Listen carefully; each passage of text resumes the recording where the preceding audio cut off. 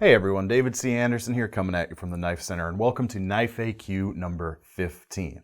Got some fun stuff to talk about today, some budget Sebenza alternatives, or maybe some more affordable ones anyway, what makes a comfortable knife handle, and a few other things to talk about. Let's do it.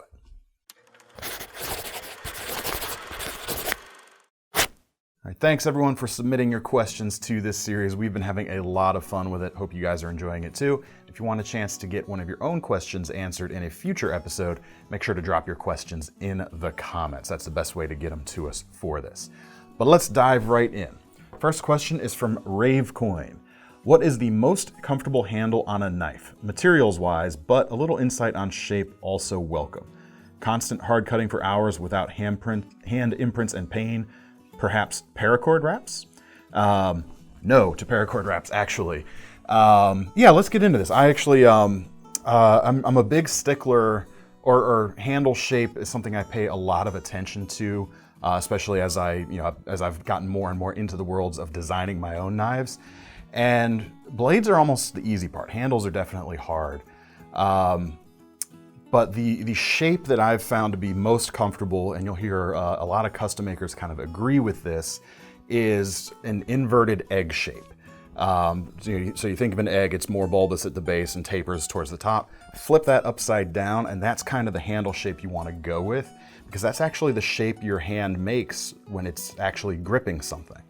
So it follows that that kind of shape would be best. And you usually, you see it more, well, when you do see it, you don't always see it on fixed blades, but when you do see it, it more often happens on a fixed blade itself. So I've got the new SE6 here, new in that it's got the contoured micarta handles, whereas previously they were only slabs. And I picked this one because we've got an orange and black layered G10, so you can really see the topography of this handle. It should come through pretty well on camera.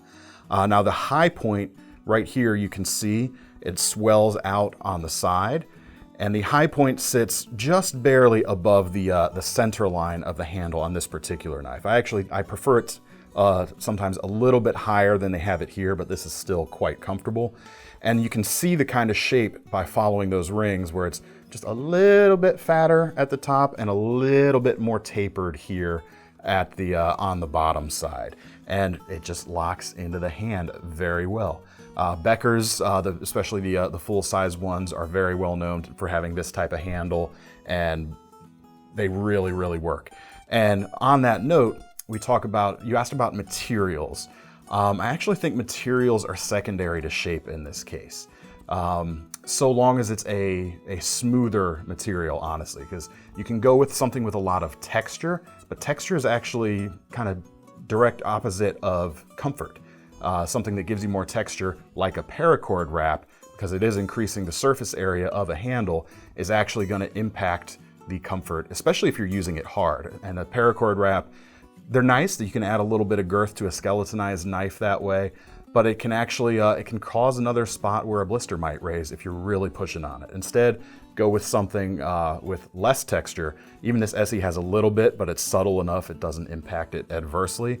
But a smoother texture with the right shape is going to be more comfortable, and also still give you the retention you need when you're actually gripping the knife. So that's a really good example, this SE6. What do they come in at these days? About $144 for that particular one.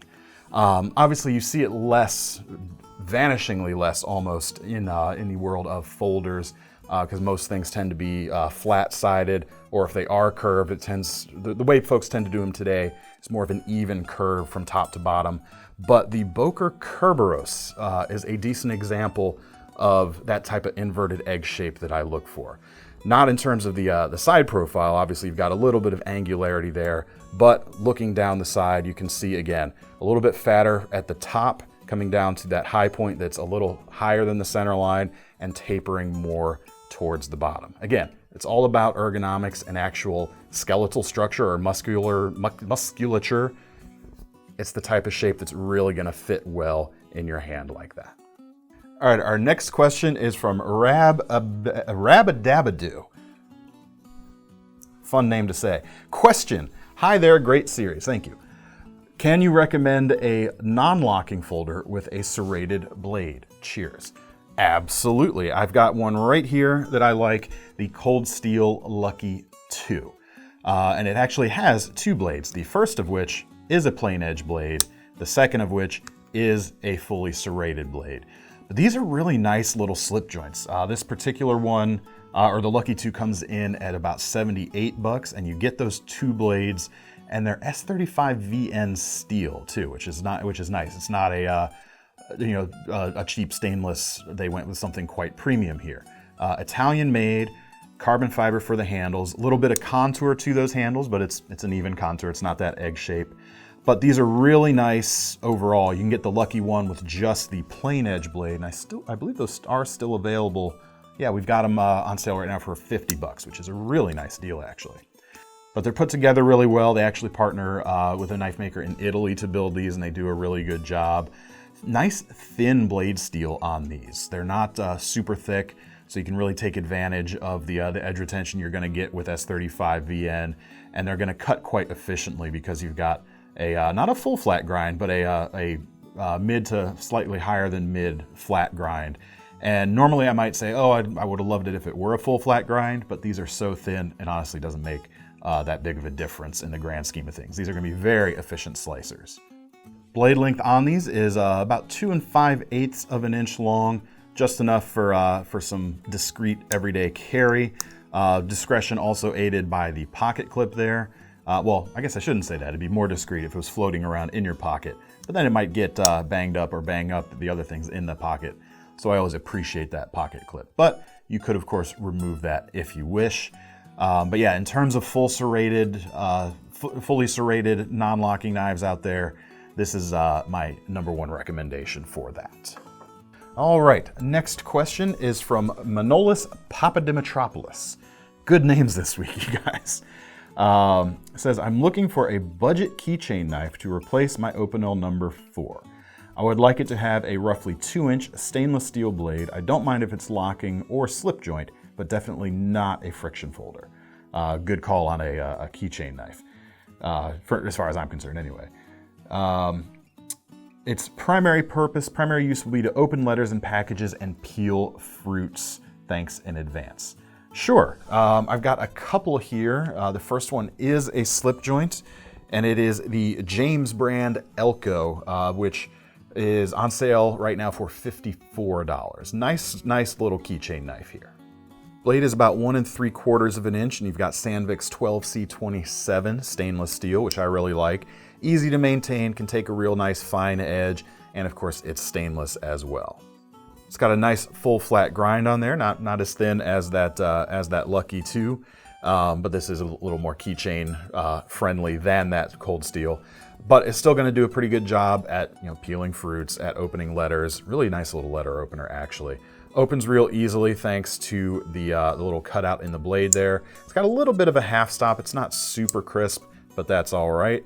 And then you've got a actual pry bar tip here at the end, which you may or may not be able to use all that easily, since if you're carrying this on your keychain, it is gonna, your other keys will be in the way.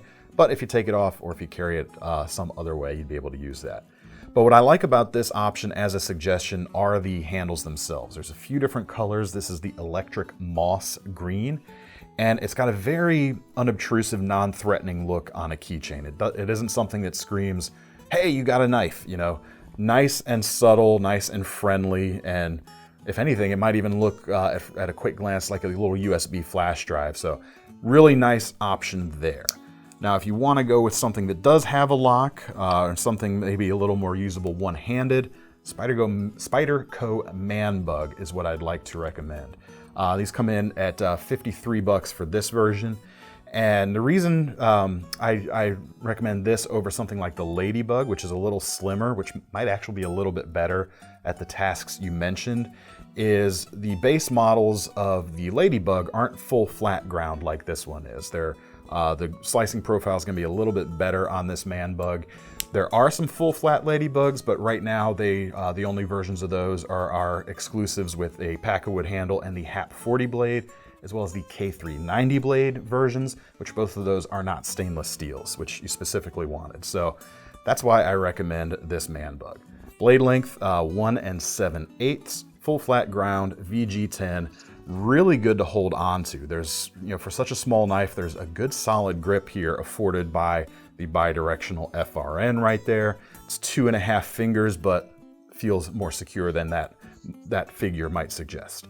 Mid-mounted lockback with that David Boyd dent. Now this is something he designed he says to help prevent accidental closure if you're really gripping the knife hard. And I think that comes more into play on these smaller knives, especially since at least my thumb is backing up right to the front end of that lock when I'm pushing into the thumb ramp there. Really nice little blades. There are a few upgraded versions available as well. There's a Warncliffe, but check that one out for your needs as well. All right, next question is from Kit Yoon. He says, I love the Chris Reeve Sebenzas, but was wondering what alternatives are available with brass washers, no bearings, please. 3.5-inch blade in a higher end steel and under $250. Thanks. Cool. I like a Sebenza too, but it's a little bit difficult, or a little bit more difficult, to find a true competitor to those knives nowadays, since a lot of the competition has gone to ball bearings, which some people like, some people don't. In fact, so when we're talking about budget Sebenzas, kind of my favorite recommendation to make these days actually came out earlier this year. It's the Boker Plus Goulot Pro. It's just under $100, and it does have bearings though. And it also doesn't have the higher end blade steel you mentioned, but I wanted to bring it up because what makes the Sebenza special is the supreme fit and finish, the tight tolerances, and just the impeccable build quality. And that, more than anything else, defines the Sebenza experience. And you get a little bit of that in that Boker at a sub $100 price point, which is quite nice. But since you do want something higher end and you do want something with washers and no bearings, there's not a ton out there, but I've got some things you might like. And then we're gonna turn to Italy for these and look at Lion Steel with their integral frame locks. And sort of the default recommendation would probably be the SR1. These start, actually this is a D2 version as well, but there are M390 versions, or sorry, no, Sleipner steel versions that are higher end. Those start at about $282. So not cheap, certainly, but definitely more affordable than the Sebenza. And what makes these kind of competitors to those, or hesitate to use the word poor man Sebenza because this is not an affordable knife, but what makes them kind of worthy of conversation, or worthy of being in the same conversation, is you get some of that those tight tolerances and fit and finish with these. Part of it is the feel imparted by their integral titanium construction. This is a single piece handle. You don't have two sides screwed together like you do on the Chris Reeve. And with that, they're able to get some of that solid feel in the hand. But this particular design, the SR1, is a little bit more brutish, if you will. It's not quite as classy feeling to me as the Sebenza. Now you can go to the flipper versions of these, but those have ball bearings. I think those are a little more sleek and a little more classy. So we're gonna turn to the classier Lion Steel Integral, the tie spine. And this is my recommendation as a cheaper alternative that is gonna give you some of that Chris Reeve Sebenza feel. Now these come in about $270 normally. We've actually got them on sale right now, when we're filming this at least, for $244, just under $244. So it's a good time to pick one up if you've been on the fence or you're thinking about it. Blade 3.35, so not quite 3.5 inches, but just about. M390 steel, really nice continuous curved profile to the drop point, mid-height flat grind, really well done. And you get a crown spine as well, which again kind of helps it compete with the Sebenzas a little bit. Feels really good in the hand, whether you're choking up with either of your fingers, and it's just something nice to look at as well. Again, integral titanium frame, a few different colors, a few different finishes available. This is the bronze, yes, bronze one. I had to check, make sure it wasn't saying brass, but there's some like high polished mirrored versions as well if you want something a little blingier. I tend to think this particular one is my personal favorite out of the whole bunch though. It's flashy without being blingy in a way. It's just special feeling. Because you have that little bit different color than your gray, but it's still kind of muted, so it's not something that's screaming to folks across the room. Integral construction, no seams right there, creates a nice solid platform for the blade. Again, no ball bearings. This is a more simple washer setup. Still got a frame lock. You have a deep carry pocket clip, which is nice, and which is something that you can't get from the factory from Chris Reeve. And even the aftermarket versions that aftermarket deep carry pocket clips for the Sebenzas, they tend to get a little bulkier. This is going to help maintain a more slim profile on this Lion steel. Now there's no thumb studs to get in the way of the cutting profile on this blade. They just use the thumb or the blade cutout right there, which is good because the edge here comes way back, almost all the way to where your finger starts gripping the hand or gripping the handle. So you've got the edge real close there, so it's going to be very easy to control. So I really appreciate the blade cutout there as well, because there's nothing that's going to actually impede your cutting action in any sort of way. But these are going to be great gentleman's knives, certainly with a nice classic look like this, but they're still going to be able to stand up to some heavier use like a Sebenza can. But if you want to go towards the skew towards the heavier use side of things, again, check out those SR1s, especially in the Sleipner steel versions. All right, our next question is looking for something very specific. And there's something I enjoy about kind of hunting for like just the right knife for a situation. So I told you guys to kind of throw what you're looking for at me. No matter how obscure or deep or specific you want. And maybe I should have rethought that because you guys threw some really specific things at me with a kind of a lot of criteria. But the flip side of that is it's really satisfying when I find an answer for you. Which brings us to this next question from Shiden Biyako. It says, I am looking for a folding knife with the following features. And he lists 7 of them. 1, flipper that becomes a guard when open. 2, frame lock, would consider an axis or any other kind of lock, but it must be bomb-proof strong. 3, thumb hole, either oval or round. Doesn't matter, but it must have that.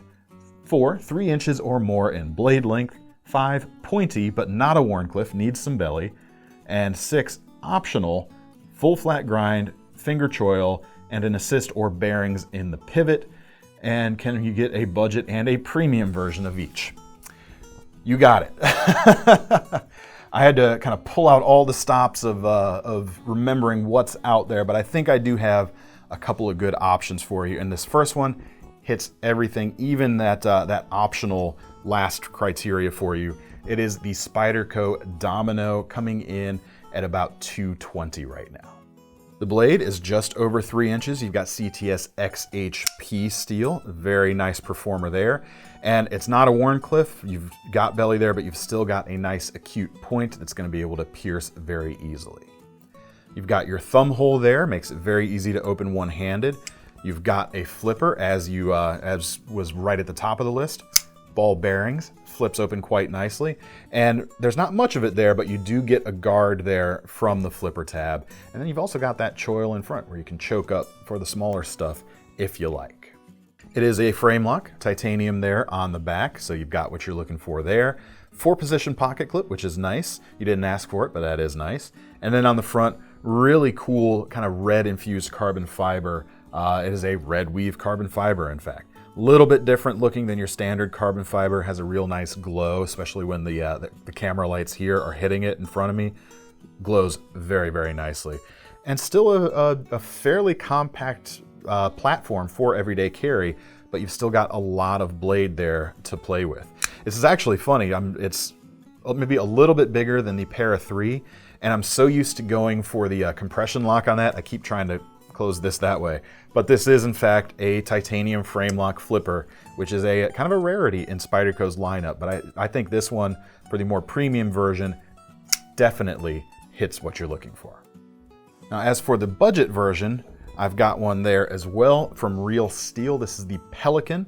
It's not a super budget option, but it's very, very attainable. $68 regular price, and on sale right now for just over $61. Again, on sale while we're filming this. I'm not sure how long this sale is going to last. So if you see it for that price, jump on it. But I think this one really does have everything you're looking for again. And I'll run through that. First, you've got your flipper that becomes a guard. And down to your optional, we've got ball bearings in the pivot. Flips open quite nicely. I mean, you can hear that crack when it opened, which is quite well. Frame lock, got it right there. This one is stainless steel, however, not titanium. And it is a black coated frame lock here, but I think, let me just check right here. We've also got a a version with a satin blade and a black G10 on the front as opposed to this black and orange version. And looking at the pictures here, yeah, that frame lock is not black. So if you want that, you've got the option there as well. But yeah, ball bearings in the pivot, really nice. No finger choil, and that's the only thing that this one misses out on from your, but that was your list of optionals anyway. Thumb hole, yes, we've got that as well. Easy enough to open one hand. Because of the frame lock there, I do find it a little easier to do the two-finger pinch to get it started and then finish with your thumb. You may have a little bit better luck with it. Blade length, about 3.3 or just over that here. You've got that pointy profile you were looking for, but it's not a Wharncliffe. You've got the belly there. Really good cutting geometry on both of these knives, actually. Full flat grind on the Spyderco, and actually essentially a full flat grind on the real steel as well, with sort of a swedged harpoon tip there at the top. But really nice cutting geometry. D2 blade steel on this. I don't know if I mentioned that yet, which is one of the things that helps bring the price down. Really good option. I'm just looking at your list here to make sure I didn't miss any of the things you were looking for. Yeah, the only thing this one loses out on is that finger choil, but it's got everything else you're looking for at a really good price. So anyway, like I said, I was very satisfied when I finally got to what I was happy with as an answer. I hesitate to say it, but throw your worst questions at me in terms of what you're looking for, and I'll see what I can do. But that actually brings us to our last question for today from Knife Sharpening Norway. Real simple. Best pure cutting, thinnest outdoors blade you got that's not a Scandi. Got something for you here, but it's almost superfluous to say not a Scandi because Scandis aren't really slicing profiles. You can a little bit if the blade stock is thin enough, like 3/32 of an inch or thinner. But the thicker a Scandi ground knife gets, the less efficiently it's going to cut. Even though right at the edge, it is a narrower edge than most knives that come with a secondary bevel. As you get to the shoulders of that Scandi grind, it's going to start imparting more drag than you would get with something with like a full flat grind or even a hollow grind. So, in answer to your best pure cutting, thinnest outdoors blade you got, there's probably a bunch of good stuff out there these days, but the one thing I thought of immediately, because it came out very recently and it impressed me with its slicing capabilities, is the Revo RJ1 Journey. These are very affordable knives. They come in at $65. Blade length on them is, where are we here? Just about 4 inches, and it's a 9CR stainless, so roughly 440C levels of performance. But blade stock is about 1/8 of an inch thick, but you've got a really broad profile with an almost full flat grind. I mean, I can tell when something's gonna slice really well when you just run your fingers off of it and you just feel like a wisp. And this thing, wisp might be a bad word, it might imply daintiness. This is certainly sturdy enough, but check out, this blade is pure slicer. It's got plenty of belly to work as a skinning knife, which is great because it's gonna do that really well. Gonna be real decent at food prep at camp, just any kind of slices. Check this type of profile out. I tend to prefer a flat grind for slicing efficiency. I know some folks like a hollow grind, but when you're talking about the extremes of performance, a hollow grind has sort of a similar disadvantage in my mind to a Scandi in that it may be thinner behind the edge and it might be thinner higher up the blade than the full flat grind is, but when you get to that shoulders where the hollow comes out, it's going to create sort of an unwanted type of push away on the material that when you're getting into those longer cuts like that, I think a flat grind tends to work a little bit better in that regard. So check that guy out. Well, shoot, let me tell you about the rest of the knife. G10 handles, orange liners. You can get, I think, blue, coyote, or black for the main color, and those all come with the orange there. There's a nice little effect to the blade here. You've got a little bit of a faux hammered finish. It locks into the hand pretty well. Maybe a little bit more of a prescriptive grip because you've got 2 prominent kind of finger grooves there. So it's not quite as versatile as a straight-handled knife, but it does feel pretty good in a lot of grips. Pinch grips are very nice, which are going to be really good if you're doing any kind of slicing on a cutting board. That's going to work well for you. And yeah, I like it. I've got a sheath over here somewhere. Pardon me 1 second as I reach. And it's a fairly broad sheath, but it's actually, they did that again for versatility. On the back here, you can see a tech lock style of attachment. This type of attachment is going to let you carry it inverted if you want, or horizontal, or of course in standard fashion. You've also got these adjustable pieces here. You can kind of pop them out and reduce this space on that side, so you can actually size this clip to be exactly the size of the belt you're wearing, so there's less up and down motion. But in addition to that, they've also included a plate that sits on that has pass-throughs in both horizontal and standard vertical orientations. So you can do either one without switching the hardware around. You could take this off and use just the Tech Lock style clip if you want. It might give you a little bit of a cleaner system if you like. But again, options are the name of the game with this, which is quite nice. All right, that's all I've got for you today. Again, make sure if you want a chance to get one of your questions answered in a future edition of Knife AQ, leave those questions in the comments. But if you want to get your hands on any of these knives right now, we will leave links in the description to take you over to KnifeCenter.com. And while you're over there, make sure you sign up for our Knife Rewards program, because if you're going to buy one of these knives, you might as well earn some free money to spend on your next one. I'm David C. Anderson from the Knife Center signing off. Don't forget to leave your questions below, like and subscribe if you haven't already, and thanks everyone who helped us hit 100,000 subscribers just this past week. You guys rock. See you next time.